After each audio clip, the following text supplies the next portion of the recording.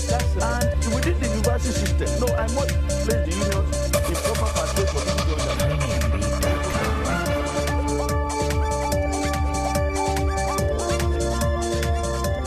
Hello and welcome. I am DEJI360. Now, the past 1 week had been a very busy one for President Goodluck Jonathan as far as sacking is concerned. He sacked 3 ministers from his cabinet, and as you know, the executive secretary of the PPPRA has also been sacked. The one sack that has got everyone reacting is that of the central bank governor, Sanusi Lamido Sanusi.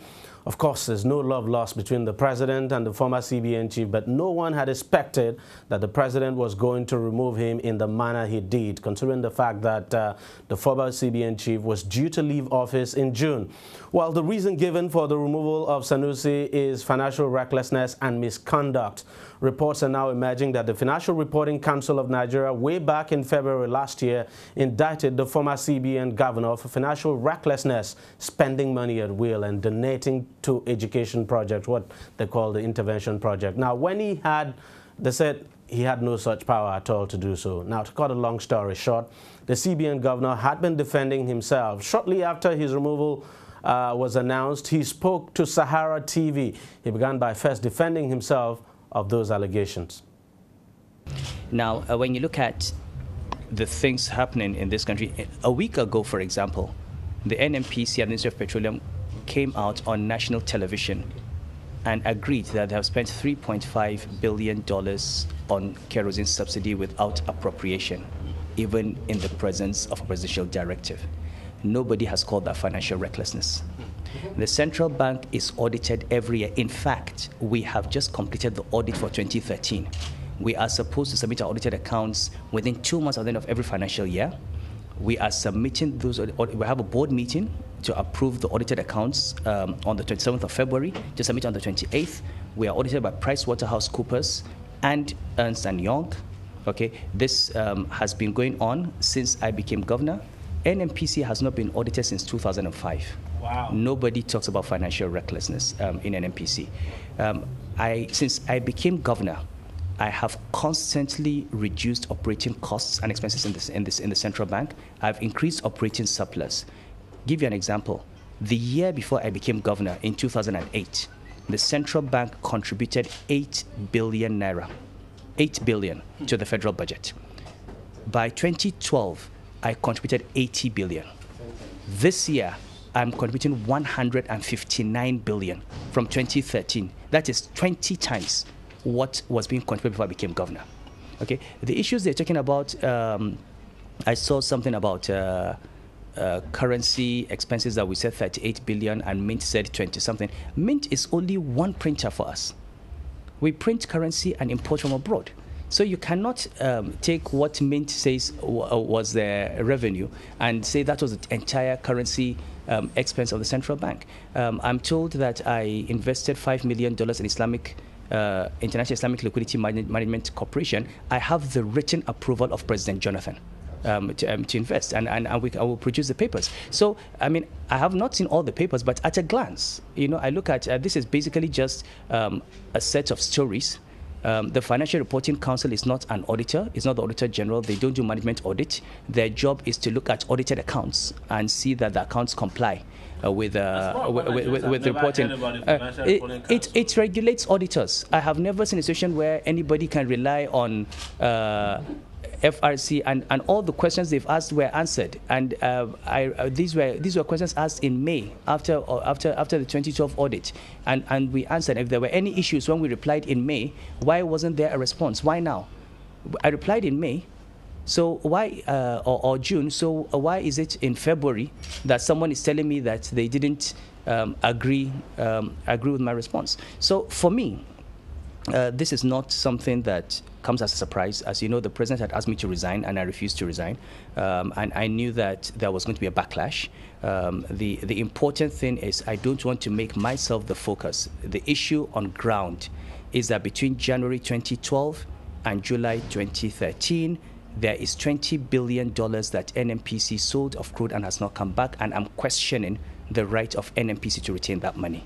Nigerians remain focused on that. The second thing is the message that is being sent is a message nobody should listen to, because the message is if you attack us, we'll deal with you. Yes. People should not listen to that message. Look, even if the court says your suspension is not valid, I'm not going back. I finished my work. I have nothing to prove.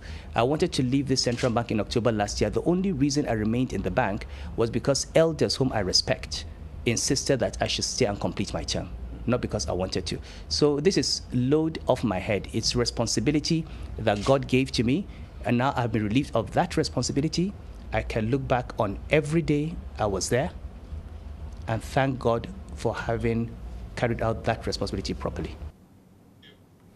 Well, Malam Sanusi Lamido there. Now, he did not stop there. He went on to add that he would go to court to challenge his removal. I will challenge, but I will challenge not because I want to go back. I will challenge because the whole idea of protecting the governor of the central bank is to preserve the independence of the institution. And if this is allowed to hold, then presidents know that if the central bank governor does what you don't like, all you have to do is write a letter and suspend him on any kind of charge. And we have to protect the institution. Now, one last thing. The question everyone has been asking is what happens next to the missing $20 billion probe in the Senate? Here's what Sanusi had to say about that. I've done all that I was expected to do in my role. The burden is now on the National Assembly. It's on Nigerians. My view is I have done everything that was expected of me. I have highlighted the problem. I have written a letter, you've seen it. I have 30 appendices. I've given all the documentation. If after this Nigerians say it's fine, and remember this is 20 billion over 19 months. We've not talked about 2011. We've not talked about 2010. This is 20 billion in a 19-month period. We need to be sure that we know what we're talking about. Well, now Nigerians too have been reacting to this development. Take a listen to what some have been saying. We must learn how to comply with our laws. This is impunity. What if Sanusi committed murder or something worse? The only reason you will move against him so desperately is if he commits treason. If it's ordinary, if it's murder, you won't move. You can wait till June. The man's tenure is up. You are president. You know you will not reappoint him. So why are you so worried? And it should not be communicated to the Nigerian people that whistleblowers will be beheaded. That's dangerous. Because what is now happening is, okay, you think you can fight corruption. You blow a whistle, we cut off your neck. Therefore, it is not profitable to be a whistleblower. Don't blow any whistle, just cooperate with corruption. Because the corrupt are very powerful. That's the message he sends, whether we like it or not. The issue of the suspension or the removal of the CBN governor had been an issue in the public space over the last 3 months, 4 months. And during this period, the president must have been oscillating from one decision to the other, trying to decide what to do. And it is also obvious the reason why the president moved against the CBN governor. And that reason itself is questionable, because here is a CBN governor that actually came to the arena, unlike the usual Nigerian public official, came to the arena and made accusations and allegations of corruption against a Nigerian institution, where of course the president has huge interest, as it came out. And there is an ongoing investigation of that matter, and everybody anywhere knows that the major problem with Nigeria is corruption. And I think those who decided the president on this matter will say, look, Mr. President, sack this person, suspend him. The worst it will do is to go to court. And we know the weakness of the Nigerian courts, that processes take speed before they are decided. So by the time it will be decided, it's either you are in office again for the second term, or the man would have been tired anyway, because this could drag for another 10 years because of the nature of the Nigerian judiciary. So I can now, and that's for me, it's disgraceful.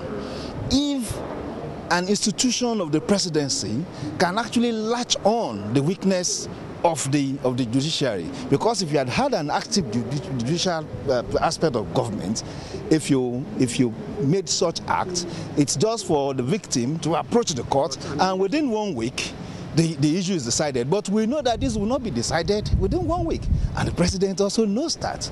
And if I was a foreign investor, that's one aspect of a national culture that is not proper for Nigeria. Well, we'll take a short break here, and when we come back, we would get a legal opinion to all of this. Every day, every hour, and every minute, news break in Nigeria. Things happen so fast, it's most times difficult to track and comprehend them.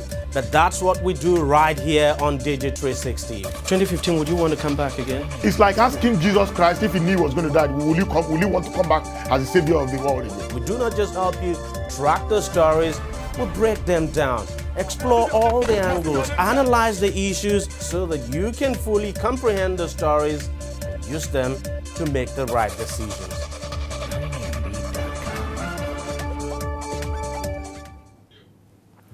Welcome back. Now, Finance Minister okonjo-iweala has moved to reassure investors that the sack of the former CBN Governor would not affect the economy. Here's what she said. Our objective remains to maintain macroeconomic stability. That has been the hallmark of this government and of this administration. It is the macroeconomic stability we've maintained that has enabled us to continue to transform the different sectors of the economy, and that will not change. We will maintain tight fiscal policies. We expect a continuation of the tight monetary policies that have been on at the central bank. We have confidence that this will continue because the new acting governor, Dr. Sarah Alade, is the deputy governor for policy, if you will all recall. So she has been a very strong part of crafting the policies that former Governor Sanusi Lamido has been implementing. Well, now joining me on the program to provide a legal angle to all of this is lawyer G.T. Ogunye. Thank you very much, Mr. Ogunye, for joining us on the program. I remember when the first time when it was reported that the president called Sanusi to resign and he did not, you came out strongly to condemn the president's action, that he had no powers to do that. Now the president has actually done it. He's removed him from office, basically. What's your reaction to this? First and foremost, let me say that the opinion we are offering here today is not to offer any defense for the CBN governor, who has now been suspended, or to justify whatever is done allegedly wrong. No, that's not. He is capable and competent to offer those defense, and he's done that very beautifully. We speak principally because of the implication of what the president has done for the rule of law, for due process, for a constitutional democracy, and for good governance. And I have no doubt in my mind that the president, this president, has acted in this instance illegally. He's acted unlawfully. He's acted without following the due process of law. He's acted capriciously, mischievously, and with little or no regard for how to conduct governmental business in a decent manner. This may be regarded as harsh words, but the justification for my assertion is contained in the law. I think that what the president has just done is this. Simply, having realized that he cannot get rid of the CBN president, because obviously the president must have realized that the two-third majority concurring vote on the Senate might be difficult to muster. Yeah. The president has done the illegal. It's gone for broke. Suspend, and then stick to it, bait the victim, in this case the CBN governor, to go to court. And once he goes to court, and they say the case is in court, the Minister of Justice will then come out and pontificate.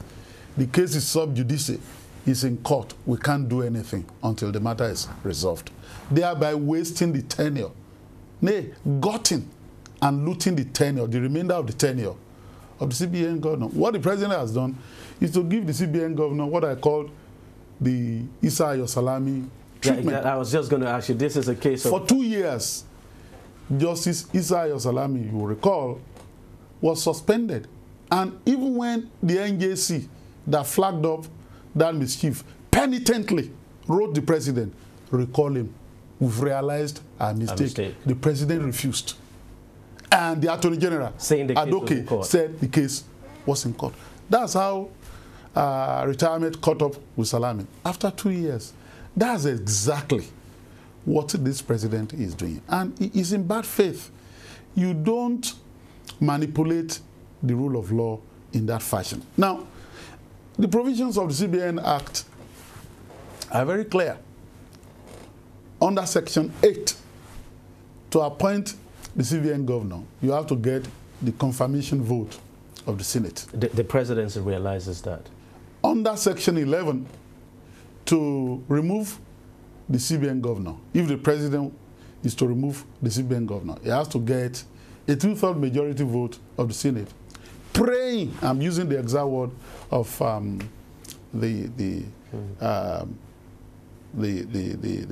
act, praying the president to so remove him, meaning that that prayer, that motion will precede a removal. Now, what Dr. Ruben Abati, playing the role of a lawyer, I know that he has a degree in law, has been treating us with, because he's come out openly to say this is not removal. Is to say this is suspension, not removal. I want to tell him, and I'll tell Nigerians that the president does not have the power to suspend. Look, the CBN Act is there. You cannot import into it that which has not been provided. And in law, and I refer to a notorious authority, the case of UNTH, University of Nigeria Teaching Hospital, and Noli.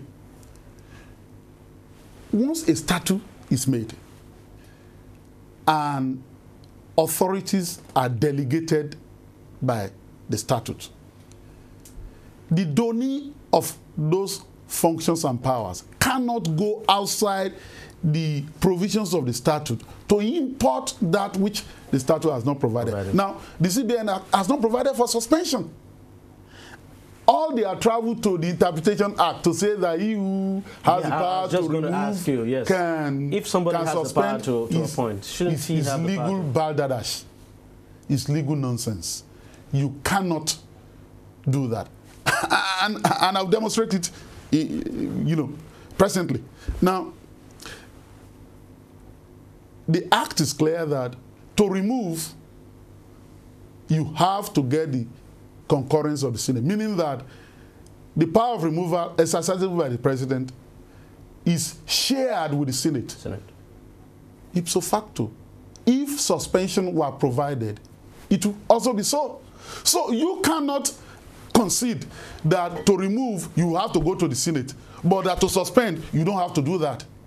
And in any case, could we you can't imply that power, and they've not acted in accordance with in any case, could we say this is suspension when, in fact, as we know, the president has actually sent the name of a replacement to It's a removal by suspension. It's a subterfuge.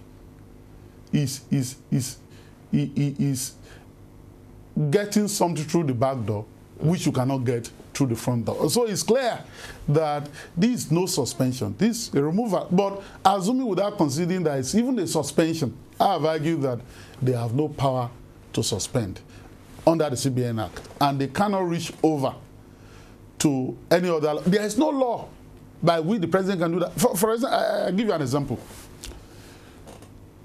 In the civil service, for those who have been arguing that the president has the power to do that, under the public service rules, as a temporary punishment, pending a full investigation and eventual punishment, you have what is called interdiction and suspension. But those powers are only exercisable in respect of the federal public service by the Federal Service Civil Commission, Federal Civil Service Commission. Not even the president, not the secretary to the government of the federation. So there is no law authorizing the president to do what he's done, and I think that they know. But, they just, blustering, forcing their way through. And demonstrating that they're in power anyway. We've done what we have to do. And so you are the one to complain. Go and challenge us in court. And I've said that talking about the tactic is to have the matter in court and then say that the matter is sub judice, so they can't do anything about it. Do you think this is a straightforward matter that the court would deal with? Because you heard someone say there that you know, the president knows that this is a case that's going to linger in court. Do you see this case lingering in court? It's a straightforward matter, but the Isaiah Salami's matter was also straightforward. It wasn't resolved until retirement caught up with him. So even if the court of first instance were to rule, they have appellate remedies. They can go upstairs and so on and so forth. So the case is going to drag and drag. And I think that everybody knows that. Let's just look at some of the allegations leveled against him. I mean, for instance, that you know, he spent money recklessly, donating to public institutions, especially schools, intervention projects and all of that. But what do you make of some of these allegations that are coming through? You know, I've read the letter of suspension wherein some of those allegations are contained.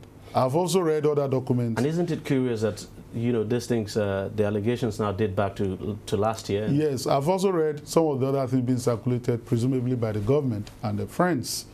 I've read the provisions of the Financial Reporting Council Act. There is nothing in that act that empowers the president to do what he's done.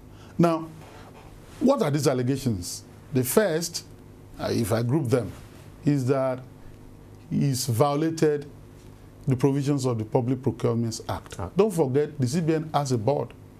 All those expenditures ratified by the CBN board. So why didn't the president sack the board?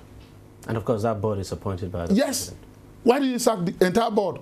He's not done so because he's not going for the heads of the board member, but for the head of Lamido. So it's obvious. And the second category of allegation is that you have financial recklessness. What do you mean by financial recklessness? Reckless in what manner? And that there are special intervention projects.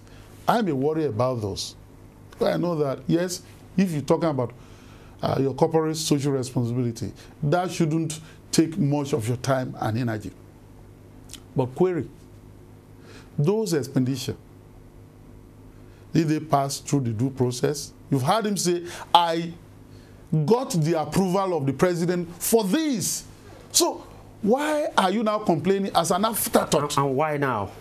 Why now? After he said he sent in his reply to that. It's obvious to me. It's obvious to me that all these allegations are being dragged up. And as a matter of fact, these allegations were put together after the president realized that he would not resign. These allegations, they went back, did their homework, mischievous, and then say, how do we get rid of this man? Let's slam in with this.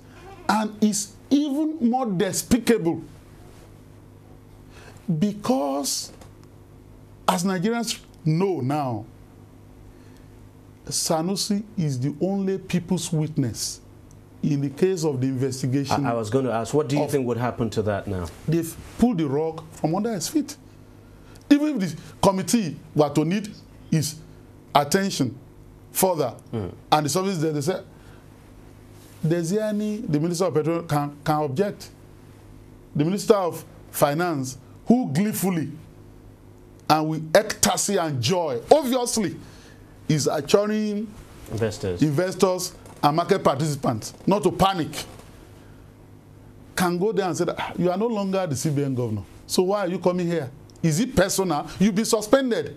And that suspension affects your even coming here because you are coming here in your capacity. So what this president has done is to hamstring the first arm of government, is to derail the investigation process that is going on, is to torpedo it and make that body incapable of rendering service to Nigeria. Mr. G2, thank you very much for your thoughts. Thank you very much for coming on the program.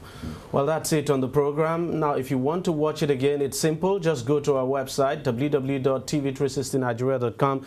You'll find the program and lots more there. You can also watch us on YouTube by subscribing to our YouTube channel. It is youtube.com/TV360 Nigeria. You could follow us on Google+. That's Google+ now at TV360 Nigeria. And like us on Facebook. The address is facebook.com/TV360 Online. You can also follow us on Twitter. Our handle is at TV360 Online. Thank you very much for watching. I am DEJI360. I'll see you next week.